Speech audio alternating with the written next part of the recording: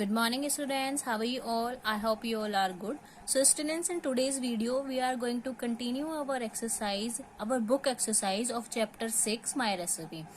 So in the previous video we had already done question A, question B, question C and question D. Now we will continue our work from question E. तो question E is right the rhyming words. तो इसमें आपको बच्चों rhyming words note down करने हैं. Like cook, तो rhyming word of cook is book, sauce, boss, jam, yam. Now come on the question F. Write the next line. So in this question you have to write the next line of this line.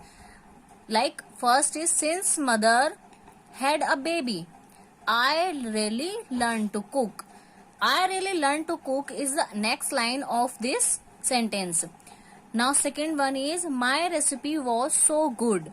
It should be go into a book. Third one is and give it to your hungry dad and tell him you are the boss. Okay students, so this is your today's homework. Note down this work in your book exercise page number 65. Okay students, thank you and have a nice day.